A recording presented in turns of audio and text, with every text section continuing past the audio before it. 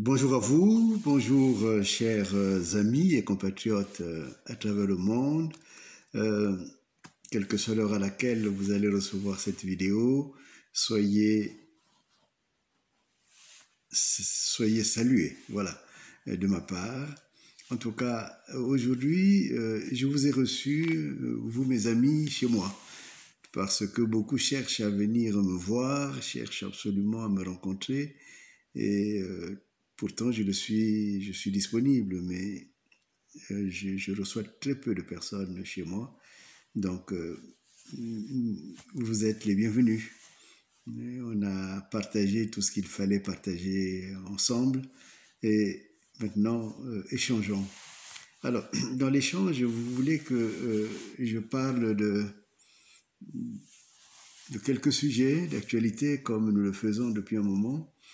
Et le premier, c'est j'entends Monsieur So Ahmed traiter Lydie Kolela de sorcière parce que simplement elle s'obstine dans le combat. Elle s'est engagée, elle est dans le combat pour la vérité par rapport à son frère. Non seulement j'ai été à l'aube même de cette affaire lorsque on voulait absolument faire passer Kolela comme étant victime du coronavirus. J'ai dit non, c'était un empoisonnement. Et depuis toujours, j'ai pas changé de position et je suis content que Lydie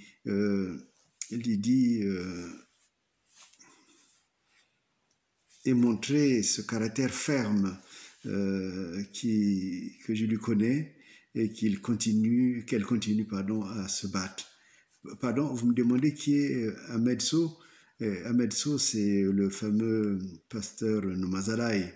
Bon, voilà, bon, c'est un personnage assez sulfureux et il est important qu'on arrive à bien comprendre les enjeux en place. Les enjeux, c'est qu'il y a une recherche de la vérité. C'est cette vérité qui va libérer les Congolais, va libérer cette famille. Et il est important que nous tous, nous sachions que Sassou a été pris la main dans le sac avec les ASA et tout ce monde.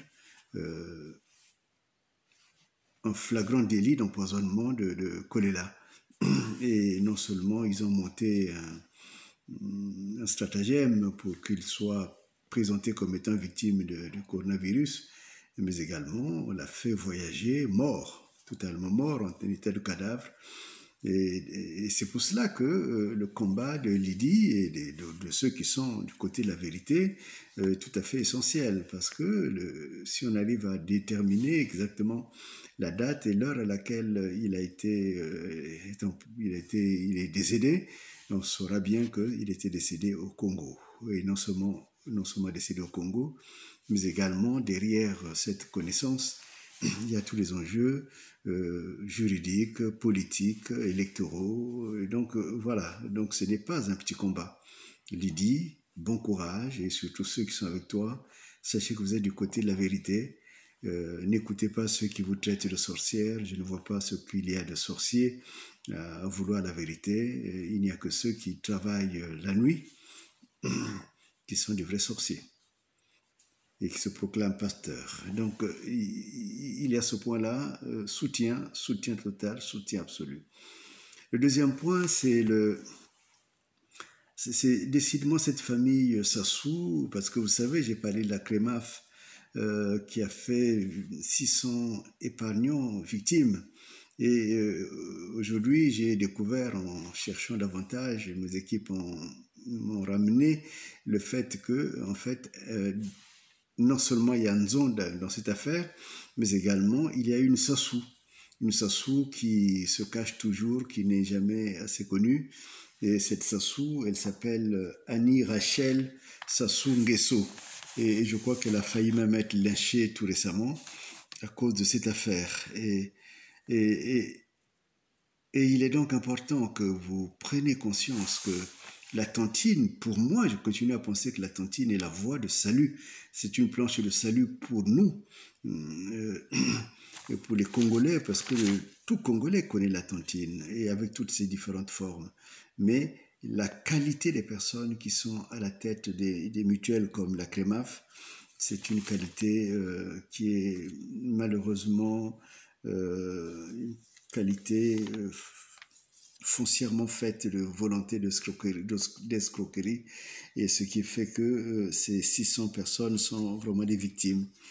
Il faudrait que ces personnes sachent, comme je l'avais dit, dans ce que j'appelais le génocide par occupation, toutes ces personnes qu'on a chassées comme ça, comme des malpropres, des quartiers comme Dahomey, les autres, vous aussi, qui êtes des victimes, sachez que même sur place à Brazzaville, maintenant, nous avons des cabinets qui peuvent vous accueillir pour que nous puissions prendre en charge votre dossier. Et sachez qu'il n'y a pas que cela, il y a une autre affaire sur laquelle je reviendrai plus amplement, c'est l'affaire de Tibota. Tibota a une banque qui s'appelle la banque LCB. Et dans la banque LCB, il y a eu beaucoup d'argent qui a circulé, non seulement pour le blanchiment, mais également beaucoup d'argent dont s'est emparé les enfants de monsieur Bokamba Yangouma. Et il y avait une marina qui travaillait à l'intérieur de cette banque et qui détournait les fonds. D'ailleurs, c'est étonnant, on n'en a jamais parlé, et c'était de l'argent qui appartenait à Tibota, et qui les envoyait à sa sœur Karine, et Karine qui utilisait des personnes pour pouvoir prendre les Western Union. Et c'est une affaire très grave, et on y reviendra. Les Bokamba, Marina et Karine roulent carrosse actuellement, et ils ont mis beaucoup de personnes, et particulièrement une que je connais, dont je parlerai donc la prochaine fois. Ces personnes sont actuellement sur la paille. Et eux, ils ont même des gardiens, ils ont tout ce qu'il faut. En fait, c'est la belle vie. Mais il faudrait que cette belle vie s'arrête, comme d'ailleurs doit s'arrêter la belle vie de Tibota. Il y a enfin cette histoire de la maison d'arrêt de Lizy. Vous savez que il y a des jeunes qui sont là-bas, emprisonnés depuis l'affaire de Nsuru, dans l'affaire de Nsuru, et qui jusqu'à présent n'ont jamais été libérés. Alors, je demande au ministre de Justice de prendre des dispositions pour que ces enfants soient libérés. Parce qu'il y en a qui sont depuis 8 ans là-bas, et c'est inconcevable. On ne comprend même pas pourquoi ces personnes sont là-bas. Nsuru, ils l'ont tué, et maintenant, eux, ils continuent à payer quoi et qui, pour quelles raisons. Donc, je demande que ce dossier soit revu. Et plus particulièrement, la gestion de leur vie.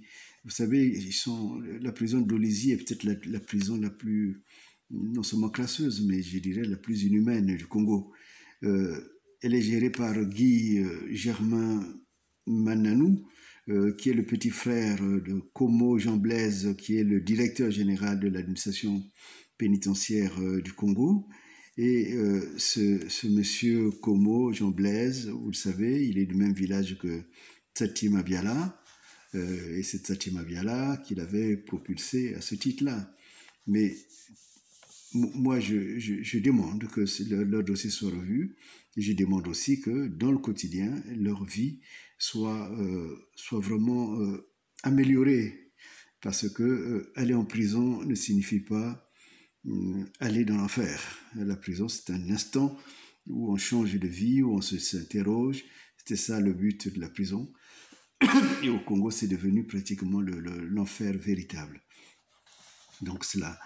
Alors, pour finir, je voudrais revenir un peu sur l'affaire Parfait Kolela, parce que c'est une affaire qui me tient beaucoup à cœur. C'est l'affaire qui va retourner Sassou, qui va permettre à Sassou peut-être de prendre la place qu'il a donnée à Kolela, Guy Parfait. Et je demande, comme ils ont bien fait, les avocats de Lydie, ils ont bien fait peut-être de suivre ce que je leur avais dit, qu'il fallait saisir le doyen des juges, mais maintenant je crois qu'il faut considérer que cette lettre est une décision administrative. Et il faut vite l'attaquer en référé, parce que s'il l'attaque pas en référé, ce qui a été dit dans la lettre, ça va être pratiqué.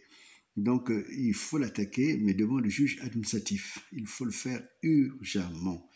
Voilà, ça c'est conseil aux confrères. Mais je pense qu'ils sont des honorables confrères, donc ils savaient eux-mêmes ce qu'il fallait faire. Mais en tout cas, il faut le faire. Voilà, et je vous souhaite un bon samedi et surtout la paix dans votre famille et à vous aussi tous les Congolais et vous, de plus en plus nombreux qui nous suivez à travers le monde, qui n'êtes pas du Congo mais qui aimez la justice.